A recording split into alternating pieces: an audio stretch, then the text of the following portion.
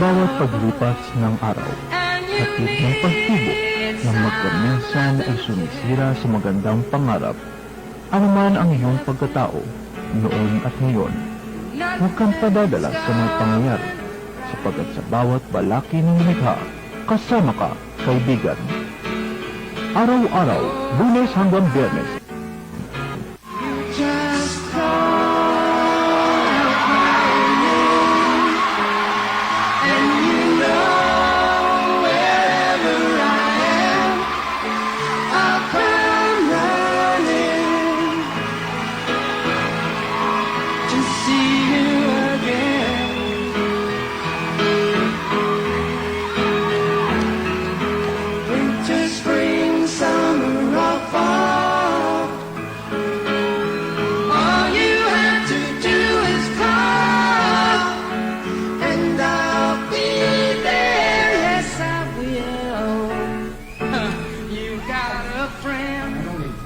kasama ka, kaibigan. Hello, ho, ho, ho, ho, ho. Balik-balik po tayo sa kasama ka kaibigan. Sa kagandang loob nating kaibigan ng Bulagcaster, Romualdo Constantino San Pascual. Si Caromel ay hindi po natin makapanayam, hindi po nyo mapapanood at marinig ngayon dahil medyo kailangan po niya mag-relax. Na-stress yata.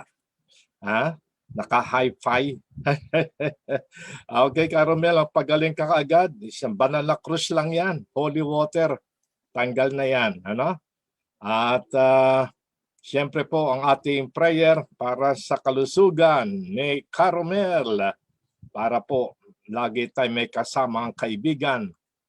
At siyempre sa ating pong CEO, good afternoon, Elmer Francisco, owner, manager, na CEO ng EFI Jeepney Station. At salamat po sa pagkakataon lumawig ang ating advokasya tungkol po sa programa ng ating pamahalaan, panguna ni President Rodrigo Roa Duterte, ang NAPSI, na yan po ang pangunahing concern din ni Caromel dito sa kasama ka kaibigan at sinusuportahan po ng inyong kaibigan Father Filimon Castro. So magitan din po ng programa ng Balikasan, Balik Kalikasan. Importante po yan, ano? Back to basics po tayo. At salamat din sa tutok na assistance ni Adrian De Los Reyes, sa ating technical manager. Okay, simulan na po natin ang pagbati. Pwede po kayo tumawag dito sa ating programa sa kagandang loob po ng EFI radio station. Ang ating pong cellphone number 0995-1971-517. Okay, bagamat hindi po niyo mapanood si Caromel, ay sigurado po na nakikinig siya at mapapakinggan po ang inyong mga concerns tungkol po sa ating programa Kasama Ka Kaibigan, na sa magitan din ng Tandem Balikasan, Balik Kalikasan. Ito po ay isang tinataguyod ng inyong kaibigan sa paniniwala na sa magitan ng affirmation ng ating responsibilidad. Paligid ko, sagot ko, pamilya ko, mahal ko, bayan ko, dangal ko, barangay ko, asenso. Ito pa importante na hindi lang pansarili ang mga karapatan, kung hindi akuin po natin ang ating responsibilidad. Kaya ito po ay very positive ang approach na bawat isang mamamayang Pilipino ay marunong magmalasakit sa bayang sinilangan. Sa magitan po na maliliit nating concern individually and personally, paligid ko, sagot ko, pamilya ko, mahal ko, bayan ko, dangal ko, barangay ko, asenso. Sapagkat ang buhay ay mahalaga, kaya ito'y mahal. O, isa po nating concern ngayon sa panahon ng pandemic, ingat-ingat po. at ma-strengthen po natin ang ating awareness at ang ating commitment na maging participatory po ang ating attitude sa panahon ng pandemic. Ano ibig sabihin po ng participation? Na bawat isa po ay marunong magmalasakit sa kapwa sa magitan ng pangsariling disiplina. Paligid ko, sagot ko. And personally, yung mga hygiene, yung mga preventive measures ng wash your hands, kasama ba yung brush your teeth, wash your face, at gumamit ng face mask. Kung kinakailangan, gamit pa ng face shield. Sa lahat ng pagkakataon, especially pag nasa labas po ng tahanan. Pero kung nasa loob, ay kayo na po ang mag-ingat sarili nyo at ingatan ninyo ang inyong mga anak, na especially ang mga bata ngayon. Ito ng chance ninyo sa inyong pag-aaral, matuto rin kayo na magkaroon ng personal discipline sa patnubay ng inyong mga magulang. So anong ating payo? Sa paligid ko, sagot ko, pwede mag-participate ang bata. Yung mga ginamit sa pagkain, pananghalian, abay, sagutin naman ninyo ang inyong paghuhugas ng plato, paglilinis ng table. Ganun pa yan. At syempre, after that, ay di pwede ring linisin ang buong tahanan and then paligid. Linisin din kasi nabalita po natin na maging ang mga paligid kailangan dating linisin dahil sa paglaganap na po ng mga lamok. Ulan, init, mga lamok po ay nagbi-breed sa mga lugar na katulad ng kanal at sa mga bote o plasticware na na-stuck ang tubig. Ayan, delikado po yan. Kailangan linisin. O isa pa po magagawa, paligid ko, sagot ko. Marami na po ang mga tahanan ngayon na nalalagyan ng mga pananim, especially mga ornamental plants o herbal plants.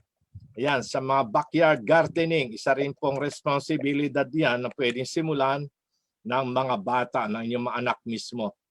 Alam po ba niyo, ang pag-aalaga ng halaman ay nakatutulong po sa kalusugan ng ating katawan. At yan po ay sa magitan ng paglanghap ng sariwang hangin. At siyempre, makikita ng mata natin ang mga bulaklak, napakagandang pagmasdan. Yan po ay nilikha ng Diyos para sa kabutihan ng mga tao, kabutihan ng bawat pamilya. Kaya unti-unti na po natin nare-realize sa magitan po nitong mga disiplina sa ating preventive measures para hindi kumalat ang COVID-19, ay pagmalasakitan po natin yung magagawa natin simple paglilinis ng tahanan at gayon din ng ating kapaligiran. Paligid ko, sagot ko. At siyempre, kasama na din po dyan, panatiling malinis, ay magtanim na rin po kayo ng mga halaman o gulay sa inyong backyard. Kaya mga plastic, practically, wala naman nasasayang, reuse. Yung mga plastic can na tinatapon, ngayon pwedeng putulin yan sa kalahati, lagyan ng lupa, lagyan ng pananim. O siyempre, kailangan diligan mo yan at ilagay mo sa mainitan ng araw. Yan po. So yung environmental and physical nature, nakatulong po sa ating biodiversity. At yan po ay nakatulong din sa tao mismo na siya nangangasiwa. Ikaw na bata, marunong ka magtanim, ikaw rin ang kakain ng gulay na bunga ng iyong pinagpaguran. O di ba? Sa ganung paraan, hindi nabibili ang iyong nanay. Ikaw na mismo, matuto parang Boy Scout. Matuto tayo mag-survive sa panahon ng kagiptitan. And actually, wala po magigipit. Kung gagamitin ng mga bata ang kanilang oras, ang kanilang lakas, at ang kanilang pagmamalasakit na hindi na sila pabigat sa pagkain, niintindi ng magulang, sila mismo marunong magkusa na magtanim ng halaman, magtanim ng gulayan diyan sa ating kapaligiran. Yung iba nag-aalaga ng manok, yung iba nag-aalaga ng rabbit. May mga rabbit doon, masarap daw kainin pala yung rabbit, ano? Malinis pa yan. Yung iba nag-aalaga ng baboy, Meron ba nag-aalaga ng ahas? Nag-aalaga ng buhaya? Wala, ano? So, yun po mga gamit din sa pagtatanim, yung vermiculture. Yan may higher na. Yung mga high school, pwede na magawa yan. Vermiculture, ano? Marami na pong technology sa tinatawag na horticulture at anumang uri ng gardening na organic. Makikita na po niyo sa YouTube. Siyempre, paalala po natin yan sa pagmamalasakit natin sa bawat pamilya. Kita nyo? Pamilya ko, mahal ko. O saan po yan maaari nating i-apply? Yung responsibilidad ng mga tatay sa kanilang asawa, sa kanilang anak, ay hindi po natin dapat kalimutan. Kung wala tayong pagbawalang bahala, lalo na ngayon, abay isa lang ang puso, at ang mahalin, natural, ay ang iyong kapwa tulad ng iyong sarili. Sino yung kapwa mo? Kung mister, hindi Mrs. Sinong kapwa mo, Mrs., ay di mister mo. Sinong kapwa mo, magulang, ay di yung mga anak ninyo. At yung mga anak, sinong kapwa mo, ay kapatid mo. Pamilya ko, mahal ko. Magtulungan, napakaganda ng buhay. Nga lang po, yung iba, masyado atang nasasayang oras sa paglalaro, mga games, sa mga gadget. Pwedeng palitan yan, ano? May mga educational tools and applications na pwede niyong paglaanan ng pansin. Lahat po ay gawing kapaki-pakinabang. Oras ang lakas natin dahil pamilya ko, mahal ko. Okay, ano pa isa ating palalawigin natin ito? Di bayan ko, dangal ko. Yun yung tahanan. Anong street kayo nakatira? Ayan.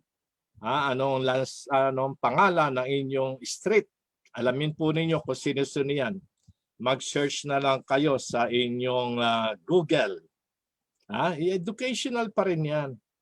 At siyempre, pairalin natin ang magiging masunurin sa batas, alituntunin ng barangay at ng ating bayan. Meron ding ama sa barangay. Sinong ama? Barangay chairman. Meron ding ama sa bayan, yung mayor. So lahat po yan, napapalawig natin. Pamilya ko, mahal ko. Bayan ko, dangal ko. Kaya kung mahal mo ang iyong pamilya, hindi mo dudulutan ng sama ng loob ang iyong magulang. Magiging responsable ka. Sa maliit nilang kinita, sa kanilang pagsisikap, ginagamit mo yan dati sa allowance, sa school, mga baon, abay ngayon. Pag malasakitan mo naman, na ikaw ay pwede na mapagkatiwalaan na gawin mong makabuluhan ang iyong mga savings. Mag-impok. At yan po ay pwede magamit. At gamitin mo cellphone mo, pwede kang mag-business ng loading. Load. Yung mga estudyante, ganyan ginagawa dahil mas marami na po ngayon ang nag-aaral sa magitan ng laptop, sa magitan ng tablet o gadget, pero kailangan nila ang Wi-Fi. Kaya mabili po ngayon ng load at kinakailangan ng load. So yung mga estudyante, yung mga savings ng allowance, pwede kayong mag-register bilang retailer ng loading. O dili kayo mag-register kayo sa GCash. At yung gusto loading, ay marami po dyan sa YouTube kayo malalaman kung paano magkaroon ng sideline. Okay. So palalawigin natin yon, paligid ko, pamilya ko, bayan ko. So anong relasyon natin sa ating barangay? Relasyon natin sa ating bayan. Maliban na lang sa yung ating pangalan na apelyido, ay maparangalan din natin. Yung apelyido ba ninyo ay nakikita nyo sa pangalan ng inyong mga kalye. Kung ibig sabihin, yung ninuno ninyo ay meron palang ginawa sa bayan ng inyong sinilangan. Alamin po ninyo yung angka ninyo. yung inyong angkan ay siyempre lalaganap yan, magkakaroon ng mga anak, magkakaroon ng sariling pamilya, kakaroon ng crossbreeding, ha?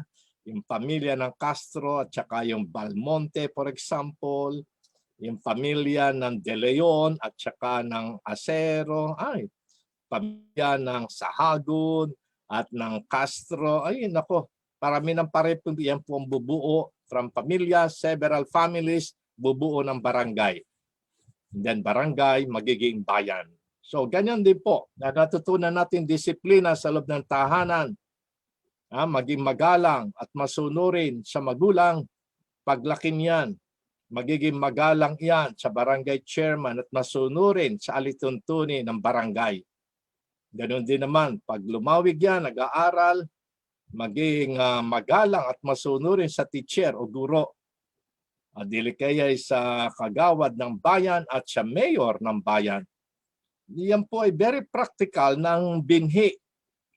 Inihasik po ito sa isipan ng mga anak simula pa nang sila isilang diyan sa bahay, ano?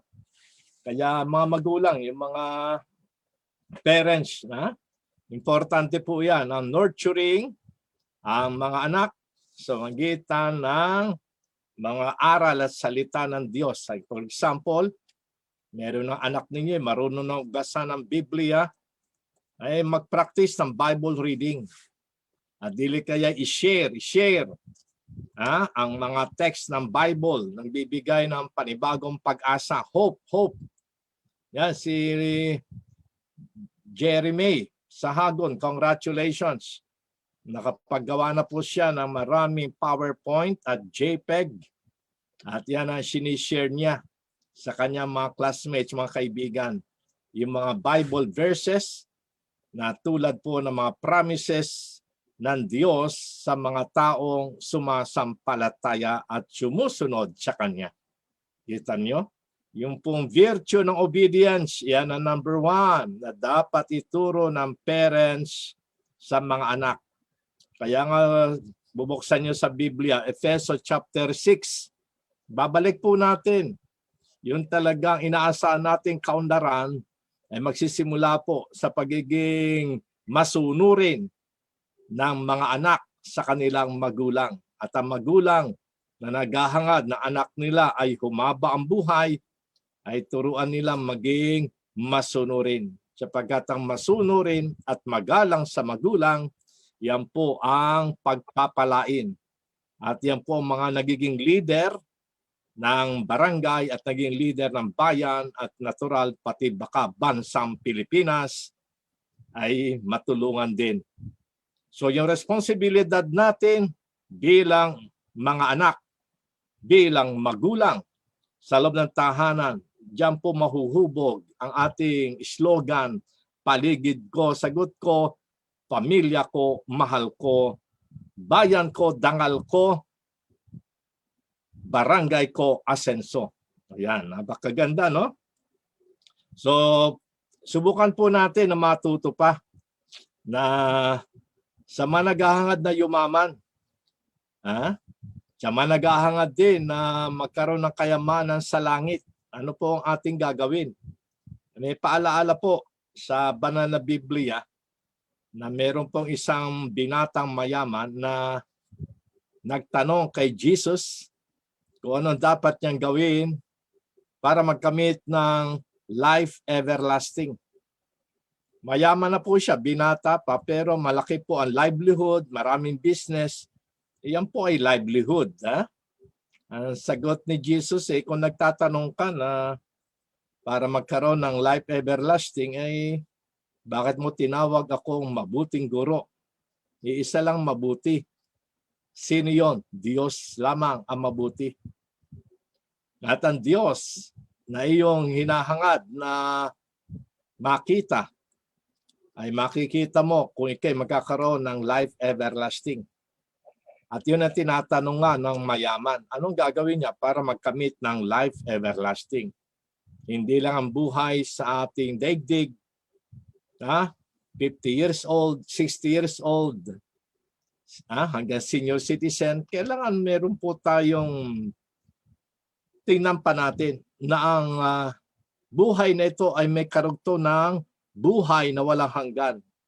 Ang buhay sa daigdig, pansamantala lang. Batay sa iyong karanasan, sa iyong edad, sa iyong lakas, sa pagkain mo, exercise, ha? At sa magitan pa ng mga anumang activities, sa magitan ng negosyo, livelihood, lahat yan. Pero isa pong kailangan natin ay magkaroon pa ng mas mataas na ambisyon. Hindi lang maging piloto o flight stewardship. Flight steward. Kailangan din natin na makarating doon sa lugar na sabing Creator God. Yung po may kapal na nalumikha sa daigdig. Ang Diyos na walang hanggan, yan ang eternal life. Paano ba makapunta doon? So ito pong binabagi ko sa inyo para po sa lahat ito. At especially sa mayayaman na ngayon. Marami na tayong mga Pilipinong milyonaryo, no? Marami na mga Pilipinong ikangay sinuswerte sa kanilang mga negosyo, sa kanilang mga profesyon. Pero nagtatanong din sila, paano pa magkaroon after this? Ma-acquire mo na lahat. Marami ka ng savings. Malaki ng bahay mo. Marami kang sasakyan. Maraming pagkain. Ano pang nanaisin mo? Nagkakaroon ng mga sakit, namamatay, nagkakaroon ng aksidente, namamatay. Ay ano pa kaya ang buhay sa kabila? Meron pa ba? Yung pong mayaman na binata ay naghahangad din po na magkamit ng life everlasting tulad mo. Tulad ni Caromel, tulad ni Elmer Francisco, tulad ni Adrian, ano? Dito sa buhay, bagamat samantala ay maging steward nga tayo na pagyamanin natin ang tinanggap natin sa Diyos na ito ay maging masagana at may bahagi sa kapwa. May bahagi sa magulang mo, may bahagi sa kapatid mo, ay yan po'y nangyayari at kailangan ay pagsikapan lang natin i-maximize at maging meaningful at fruitful ang ating oras at ang ating lakas kahit na pansamantalang buhay sa daigdig. Meron pa po na buhay sa kabila. Importante yung connection sa life everlasting. So anong tanong ng mga kabataan? Anong tanong ng binatang mayaman kay Jesus? Ano pong gagawin ko para magkamit ng life everlasting? Good master. Diba? Tinawag mo akong good master. Isa lang ang good. Yun ni God. Okay. Disundin mo ang kautusan. Sabi ni Jesus, ay lahat po ng kautusan ay ginagawa ko na sinusunod ko mula pa na ako'y bata. Ano pa yung tinutukoy sa kautusan? Yung pong 10 Commandments. Yung pag-ibig sa Diyos at pag-ibig sa kapwa, yan po ang dalawang buod ng 10 Commandments. Yung unang set, yung pag-ibig sa Diyos. Pag-ibig sa Diyos ng buong puso, buong kaluluwa, buong pag-iisip, buong lakas. God first. So ano pong ibig sabihin ng pag-ibig? Ay di mahalin mo yung lumikha sa iyo. Mahalin mo ang Diyos. God first. Kasi siya nagbigay ng buhay sa iyo. Kaya siya una mo mamahalin. Sapagkat kung mamahalin mo, lumikha sa iyo, lalo kang pagpapalain. So paano po natin maranasan ang pagmamahal sa Diyos? Ay di yung ating pong mga pagsunod sa kanyang kalooban, yung pasasalamat sa Diyos, yung ating mga paggawa ng kabutihan sa ating kapwa. Ayan. So yung pagmamahal sa ating Diyos, tinakamtan mo pabalik ay grasya. Para yung grasyang iyan, material man o spiritual, isi-share mo sa kapwa. So yung sa 10 utos, yung first 4 na utos ng Diyos ay para po God first. Seek ye first the kingdom of God and His righteousness, and everything shall be added unto you. Yung Diyos na lumikha sa daigdig, ang Diyos din na lumikha at gumawa sa tao. So napamaganda po yan. Ang tao po binigyan ng authority, responsibilidad na maging steward, maging manager At itong binatang mayaman, magaling na manager, gusto pa niya magkaroon ng life everlasting. Kaya sabi ni Diyos, sundin mo ang kautusan. Ano-ano po yun? Simula pa po bata, nasusunod ko na yan. Yung ika-5 po na utos hanggang ika-10, yan po yung pag-ibig sa kapwa. Kaya 2 lang po ang set ng 10 commandments. Una, God first, yung unang utos hanggang ika-4. Ika-5 hanggang ika-10 ay pag-ibig sa kapwa tulad ng sarili mo. Kaya maganda po yan, very practical na ituro ng parents sa loob ng tahanan sa mga anak. Especially ngayon, na modular na ang pag-aaral sa magitan ng gadget at sa magitan ng mga tablet o computer. Pero huwag niyong kalilimutan, yung tanong ng isang binatang mayaman kay Jesus, ano pong dapat kong gawin? After all these things, mayaman na siya, binata pa, ano pong gawin ko para magkamit ng buhay na walang hanggan? So hindi po natatapos sa daigdig, meron pang life everlasting. Buhay na walang hanggan. Sa daigdig, ang ating ginagawa, livelihood.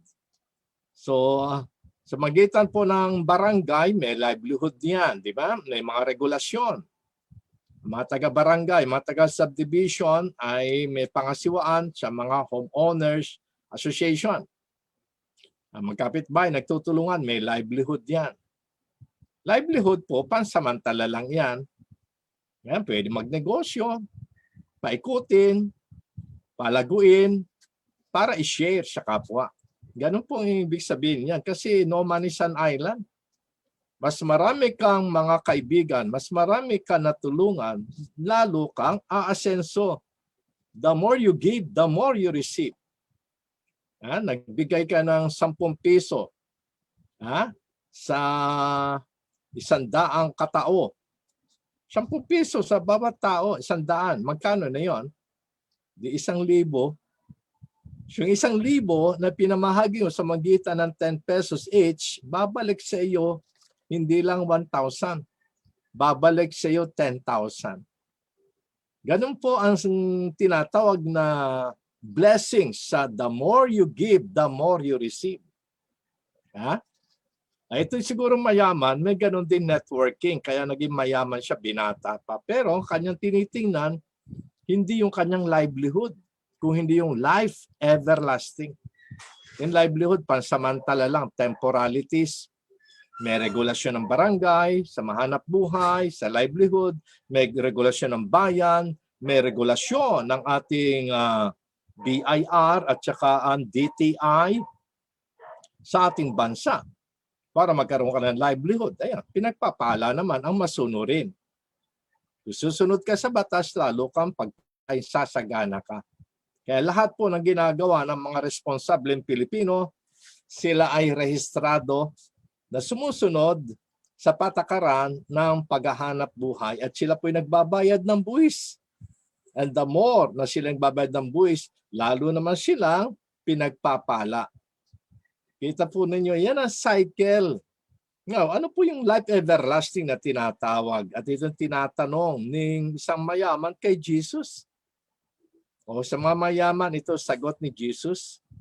Kung talagang gusto mo magkamit ng buhay na walang hanggan, matapos mong sundin ang kautusan, pag-ibig sa Diyos, pag-ibig sa kapwa, at tulad ng sarili, may life everlasting ka. Gamitin mo, kayamanan mo, ipagbili mo, ari-arian mo, ipamigay mo sa mahirap, at sumunod ka sa akin. O, kita niyo? Yung commitment, importante po yan. Maging sa negosyo man, kung wala kang commitment doon sa company, nagbigay sa ng produkto, ay mawawalan ka ng gana na magnegosyo. Mawalan ka ng gana kung wala kang commitment sa iyong parents na tutulungan mo sila, malilimutan mo yung commitment mo, hindi ka na rin magsisikap. Ganun po yung importante commitment. Bakit yumaman yung binata? Siguro dahil sa commitment niya na maging mayaman. Pero hindi po niya nalilimutan, sundin ang 10 utos. Pag-ibig sa Diyos at pag-ibig sa kapwa tulad ng sarili. Pero meron pang isa. Yung sinabi ni Jesus, kung nais mo magkamit ng buhay na walang hanggan, umuwi ka, ipagbili mo, ari-arian mo, at ibigay sa mahihirap. At bumalik ka dito at sumunod ka sa akin. Pero nalungkot yung binatang mayaman. Bakit? Napakayaman nga, no? Napakahirap. Yung pinagpaguran niya, ibibigay lamang sa mahihirap. Pero yun po ang test ni Jesus. Kung talagang mayaman ka, talagang gusto magkaroon pa ng life everlasting, mas higit sa kayamanan mo, tanungin mo ang commitment mo. Bakit mo tinawag na good? Ang Diyos lang ang mabuti. Pero tanggapin mo rin na hindi lang ako mabuti sapagkat ako'y hindi lang mabuting tao, kundi mabuti ako na kaisa ng Diyos Ama. Kita niyo, may iba pong pinupunto si Jesus Christ. Tinatawag mo akong mabuti. Diyos lang mabuti. Ibig sabihin, yung pagkilala mo sa akin bilang tao, sabi ni Jesus, ay hindi lang ako ordinaryong tao na pinagtatanungan mo. Ako rin ay anak ng Diyos. So that kung ako'y anak ng Diyos, ako rin ang may-ari ng daigdig at lahat ng mga bagay nakikita at di nakikita sapagkat sa magitan ng salita ng Diyos, nalikha ang lahat mula sa wala. At nagkaroon ng daigdig dahil salita ng Diyos. At ang salita ng Diyos, si Jesus nakaharap niya ay Diyos din. Sapagkat anak ng Diyos siya, Jesus natural, di Diyos din siya. Yan ang hindi matanggap ng karamihan. Pero tinatanggap ng balana na si Jesus anak ng tao. Kaya ang tingin kay Jesus, tao nga yan. O maliwanag po, kung anak ng tao ay tao, natural. Sa revelation ni Jesus, tinatawag mo akong mabuti, guro. Tuturo ko sa iyo. Ako'y guro at mabuti ako, pero Diyos. Ang aking kalagayan bilang tao ay kalagayan ko rin bilang kaisa at anak ng Diyos. Taglay ko rin ang kapangyarihan ng Diyos at ang katangian ng Diyos na mabuti. Kaya ituturo ko sa iyo ang sagot sa iyong tanong na anong gagawin mo para magkamit ng buhay na wala hanggan. So inunang sagot ay pag-ibig sa Diyos, pag-ibig sa kapwa, at ito ang testing. Talaga bang mahal mo ang Diyos? Talaga bang gusto magkaroon ng life everlasting? Itong gawin mo. Umuwi ka, pagbili mo, ari-arian mo, at ipamigay mo sa mahirap, at bumalik ka sa dito at sumunod ka sa akin. Bakit siya nalungkot? Sapagkat ang tanong ng binatang mayaman kay Jesus ay tanong din para siyang tao lamang si Jesus. Hindi siya makapaniwala na mabuting guro na si Jesus ay naanak ng Diyos, ay Diyos. At ang anak ng Diyos lamang ang pwede magturo ng paraan o daan patungo sa Ama. At ang Panginoong lamang ang pinagkalooban ng Ama ng karapatan na magkaloob ng everlasting life o life everlasting sa sino maniniwala sa ating Panginoong Kristo. So shift of paradigm, so leap of faith, ng tingin ng binatang mayaman kay Jesus ay ordinaryong tao lang. Bagamat mabuting guro,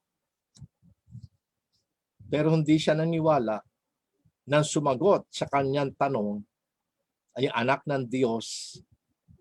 Ang salita ng Diyos, si Jesus Christ, ay Diyos. Kulang ng pananampalataya, kaya nalungkot yung mayaman.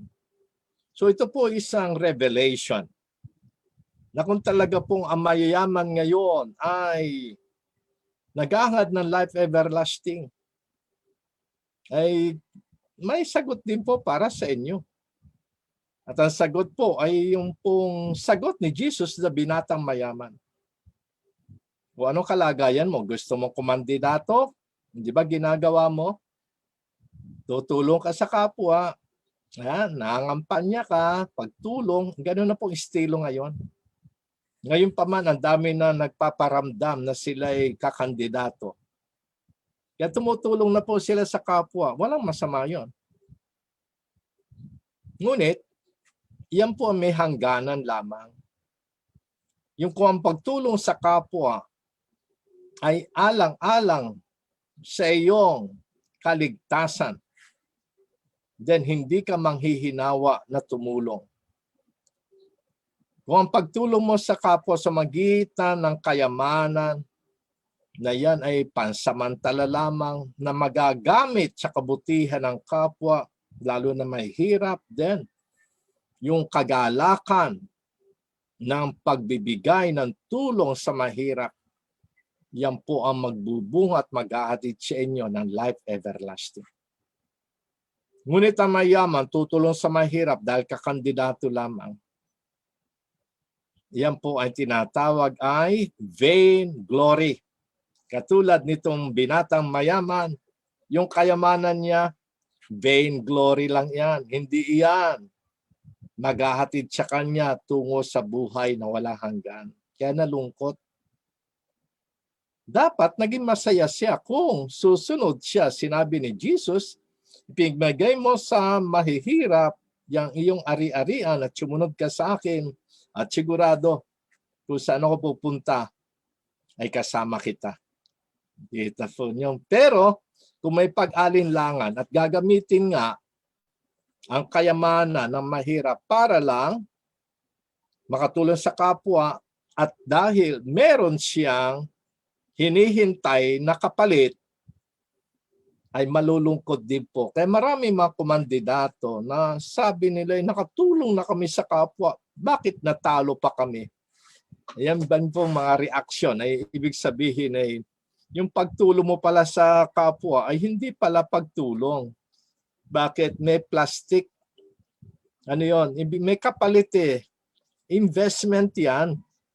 Kung naghihintay ka ng kapalit sa tulong na binibigay mo, ay maaari ka rin matalo, malugi. Sa business investment, nalulugi rin po.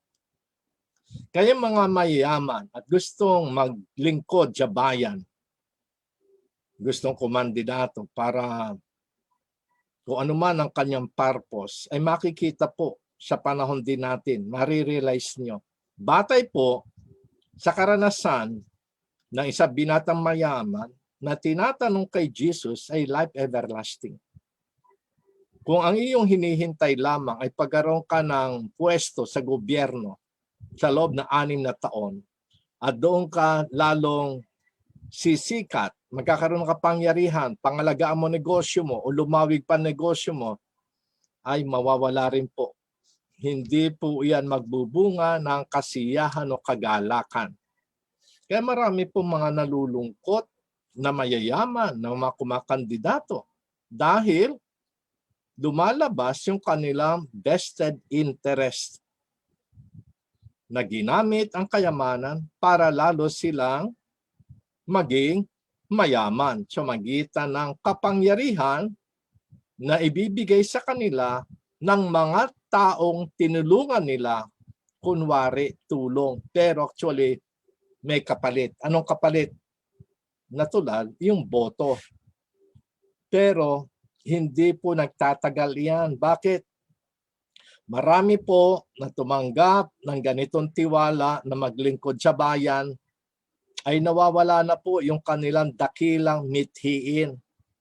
Nagiging individualistic, nagiging opportunista, at nagkakaroon po ng mga kaso ng korupsyon. Nagiging malungkot. Bakit? Ay wala po naman mga ginagawa ng lihim na hindi nabubunyag. Kaya nabubunyag yung korupsyon. Nabubunyag sa bayan. Kaya yan po yung napakagandang leksyon. Ibinabalik lang po natin ang isang dignidad ng ating mamamayan na pwede po naman siyang yumaman, pwede magkaroon ng kapangyarihan at pwede pang humaba ang buhay niya, pwede rin po siya magkaroon ng life everlasting. Kung yan po ay nakaugat sa likas nilang layunin. Nasusunod sila sa layunin at mithiin dakilang Diyos na lumikha sa Kanya. Nilikha po ng Diyos ang tao ayon sa Kanyang larawan at wangis. So ano po itong larawan ng tao ayon sa wangis ng Diyos? Sa Biblia po ang tawag diyan ay freedom. Malayang nilikha ng Diyos ang tao, hindi para lumigaya ang Diyos. Nilikha ng Diyos ang tao, hindi para ang Diyos ay manatiling makapangyarihan. Perpekto na po ang Diyos. Siya po pinakamayaman, nalilikha niya anumang bagay. At lahat ng daigdig ay nangyari po, naganap. Nilikha niya sa magitan ng salita. Maging ang tao ay kanya na po. Ibig sabihin, ang Diyos na lumikha ay absolutely free. At wala siyang hinahangad na kapalit. Nais po lang niyang ibahagi ang kanyang kalayaan na maging masagana sa magitan ng paglikha sa tao ayon sa kanyang larawan, kaya ang tao ay may free will. Yan po yung freedom, yan ang image of God sa tao. At yan po magiging gabay ng tao sa daigdig, yung kanyang freedom. At dito po niya maunawaan, ang kanyang likas na pagkatao ay meron palang dignidad sapagkat ang lumikha sa kanya ay Diyos na perpekto at siya nilikha ng Diyos na absolutely free. Hindi napilitan ng Diyos. Walang kapalit na hinihintay ang Diyos maliban ang tao ay maging maligaya sa kanyang kaharian. At sa magitan nga po ng freedom na ini-enjoy natin, religious freedom, press freedom, freedom from hunger, freedom from want, freedom from mga kalamidad. Meron po tayong freedom, malaya. At ganun din yung binatang mayaman nagtanong, may freedom siya. At itong hinahangad niyang perfect freedom is to gain life everlasting. At ang sagot ni Jesus, mayaman ka, ipagbili mo, ari-arian mo, ibigay mo sa mahirap. That's the perfect freedom. Bakit po? Siya'y malungkot sapagkat alipin po siya ng kanyang kayamanan. Hindi niya naunawaan ng Diyos na lumikha sa kanya, hindi nawawala ang kanyang karapatan na magkaroon ng life everlasting, pero tinanggihan niya sapagkat mas priority ng mayaman, manatili siyang mayaman. Anong kayamanan yon? Material wealth.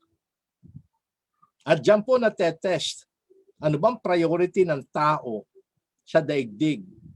Pagdating po sa usapin na ang pangalagaan mo, maging ikaw ay maging steward ng Mother Earth, maging steward ka ng pamilya, maging steward ka ng barangay, maging steward ka ng bayan, maging steward ka ng ating bansang Pilipinas.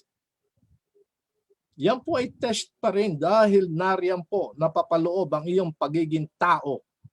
Matuto ka magpakatao with all the freedom na binigay sa atin ng Diyos. Simple, ano? Kung sumunod yung binatang mayaman doon sa sinabi ni Jesus,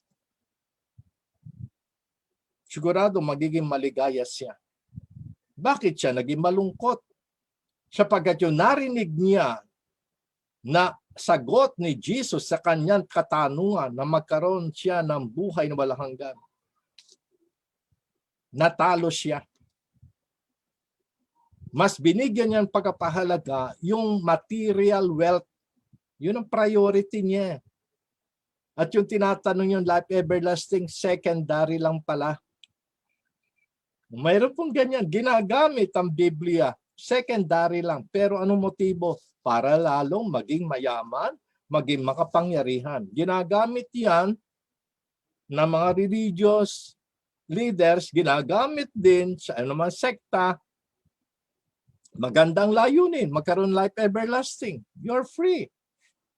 Pero kung sinunod ng binatang mayaman, yung sinabi ni Jesus, hindi sana siya naging malungkot. Kaya napakahirap pumasok ang mayaman sa kaharian ng Diyos. Napakahirap. Hindi po sinabing imposible, napakahirap. Bakit po? Hindi na po siya malaya. Naging alipin siya ng kanyang selfishness, ng priority niya kahit binata ay magpakayaman, ay talaga naging mayaman. Naroon po ang kanyang free will din. Pero masyado siyang preoccupied ng material wealth. Naging alipin siya ng kayamanan. Naging subject siya na wala yung kanyang freedom. Na-enslave siya ng sarili niyang kapangyarihan o kayamanan.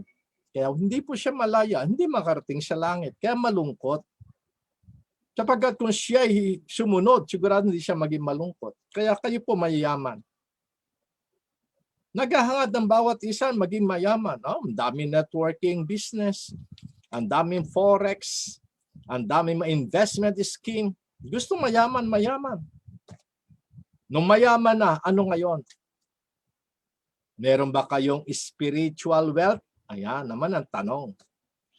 Kasi yung tanong ng binatang mayaman, spiritual wealth na yon. Bagamat nasusunod niya 10 utos ng Diyos, pero lahat yan nasgagawa niya dahil may kapalit. Katulad din ng mga sino mang mayaman, gusto pa magpakayaman. Abay, kailangan may kilala siya, politiko. Kailangan malakas siya sa gobyerno para madali siyang umutang at madali siyang suportahan ng gobyerno. Ganun po, may gamitan. Kung ang ating buhay sa daigdig, maging sa livelihood, maging sa business, maging politika, which are everything is temporary. Pero ang tanong, anong priority mo? Maging mayaman ka nga, pero magkaroon ka ba ng life everlasting? Sapagkat ang tao po nilikha hindi lang para sa daigdig. Tayo nilikha ng Diyos para sa kanyang kaharian. Yan po nalilimutan. At yan ang pinapaalala sa inyo ng programa. Kasama ka kaibigan. Kasama ka ni Jesus sa Kingdom of God. Kasama ka ng Diyos sa kanyang kaharian. Binigyan ka ng kahanang freedom, pero kung abusuhin yan. Diba, ang tunay na kalayaan ay mas higit ka sa mga material na mga pleasures in life.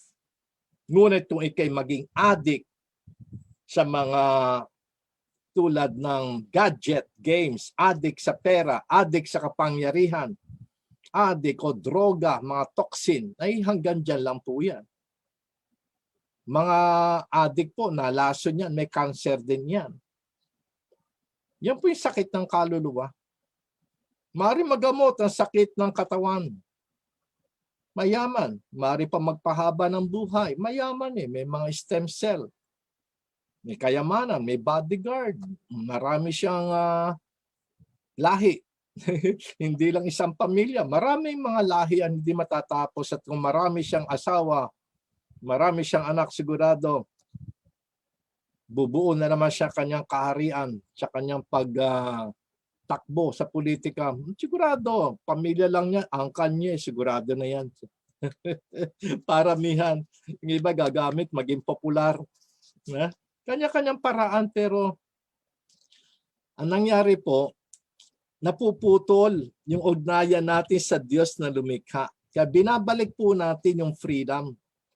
Binabalik po natin ang kalikasan ng tao na siya nilikha ayon sa larawan at wangis ng Diyos. At yung mga economic at livelihood na mga pagpapayaman ng material wealth, lahat po yan pansamantala lang. Maging ang buhay natin sa daigdig, pansamantala lang.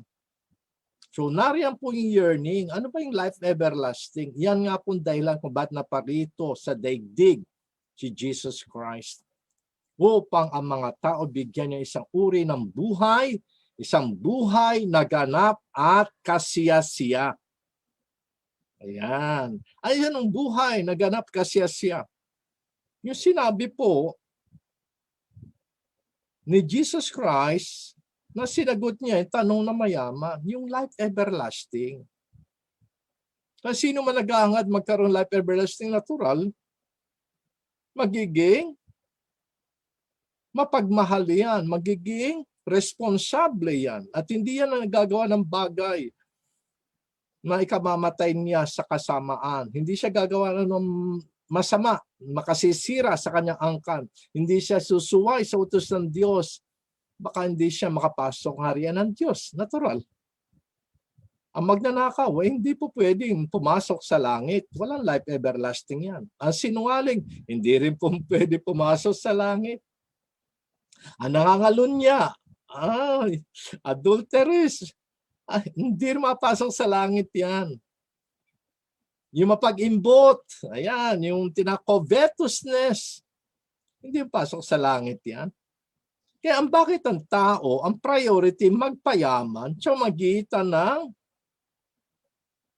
pagbubuhos ng buhay niya, oras, lakas para lang magkamit ng material wealth. Samantalang may hangganan yan at ikangay nalulugi sa business. Bakit hindi natin tingnan? Ano ba yung isang uri ng buhay na maging ganap at kasaysiya si sinabi ni Jesus Christ? Tanging si Kristo lang po nagsabi niyan. At tanging lahat po ay nakarinig. Pero bakit hindi nila may sa buhay tulad ni sa binatang mayaman yung sagot ni Jesus na kung gusto mo, hindi ka pinipilit, malaya ka. Gusto mo magkaroon life everlasting, ipagbili mo ari-arin mo, pamigay mo sa mahirap. Ngayon, siya ang tanong. Kung talaga naniwala kay Jesus, magkakarami ka ng life everlasting. At ibibigay mo ang iyong kayamanan sa mahirap. Eh di paano po naman yon? Kung binigay ko ang aking kayamanan, halimbawa, meron ako 100 million, ipamigay ko yan sa mahirap. Magkakaroon ka man life everlasting? Sigurado. Kung iyon sinunod, yung payo ni Jesus Christ. Eh, gusto mo, di Jesus Christ the way. Siya nagsabi ng totoo, the truth, and the life. Hindi sinabi ni Jesus Christ, I'm the way, the truth, and livelihood. Ang sabi ni Jesus, I'm the way, the truth, and the life. Ang buhay mismo. Si Jesus Christ, na anak ng Diyos, ay Diyos. Hindi lang po siyang tao. Nakatulad natin, tatanda, nagkakasakit, namamatay. Si Jesus Christ po ay tao at Diyos. Kaya alam po niya ang sagot sa tinatanong, paano ko magkakaroon ng buhay na walang hanggan? I am the life, I am the way, the truth. Ayan, sa gobyerno, ang ating nasikaso lang livelihood, ekonomiya, financial, material wealth. At ano mga problema dyan, balang gobyerno, sa politician man, o ikaw ay nasa government service. Okay? So maligaya po tayo kasi may priority. Sa anuman po larangan ng buhay niyong kalilimutan, ang priority natin. Number 1, alalahanin po natin sa balikasan, kasama kakaibigan, ng priority natin ay maging kalugod-lugod na mga anak ng Diyos at tagapagmana ng life everlasting. Wag natin pagtalunan yung mga temporalities. Lahat yan eh. Ibibigay mo yung 100 million mo sa mahirap. At ang bawat isang may 100 may ibibigay sa mahirap. Wala po magiging mahirap. Bakit? Kung wala ka man pera, bibigyan ka rin ng mga yumaman. At ang nangyayari po kasi, walang susunod dahil nagiging malasakit niya pansarili. Pero sinabi Jesus Christ, ibigay mo sa mahirap. Ay di, walang maghihirap at lahat ay magkakaroon ng inheritance ng life everlasting. It's your choice. Yan po yung freedom ng tao. So, yun po ating balik-kalikasan, kasama kakaibigan, at yan po kasama natin, walang iba, si Jesus. na nagsabi sa atin, ikay ay aking kaibigan, kasama kita. Huwag mo nang ituring na Panginoon, itinuring kitang kaibigan.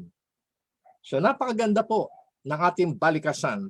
So magagawa na po natin responsibilidad. Simulan po natin. Paligid ko, sagot ko, pamilya ko, mahal ko, bayan ko, dangal ko, barangay ko, asenso. Sapagat ang buhay ay mahalaga, kaya ito'y mahal. Kaya mahalin po natin ang Diyos na lumikha sa atin ayon sa kanyang larawan at matuto laging magpasalamat. Pasalamat sa magulang, pasalamat sa barangay chairman, pasalamat sa municipal mayor o city mayor, salamat sa ating pamunuan sa bansa, sa ating Pangulo, the civil authorities and the armed forces and all those mga frontliner. Salamat sa lahat. Naku, wala po maghihirap. Okay, maraming salamat. Kung gusto natin ibalik ang asenso, magsimula po tayo sa paniniwala. Wala pong nilikhang mahirap ang Diyos. Lahat ay nilikha niya ang sa kanyang larawan at wangis at pinagkalooban isang buhay na ganap at kasiyasiya. Kaya masiyahan po tayo sa temporal na mga material wealth, i-share natin yan. May kapalit po yan, life everlasting. Maraming salamat sa CEO Elmer Francisco, ang GM ng EFI Jeepney Radio Station. At maraming salamat siyempre kay Caromel, ang Bulagcaster Bayan Romualdo San Pascual, kasama ka kaibigan, at ganyan din kay Adrian de los Reyes. Yung ating paalaala po, ang buhay ay mahalaga, kaya ito'y mahal. Ito po si Father Philemon nagsasabing, the grace of our Lord Jesus Christ and the love of God the Father and the communion of the Holy Spirit be with you all. Amen. Maraming salamat sa inyong lahat. May kasama ka.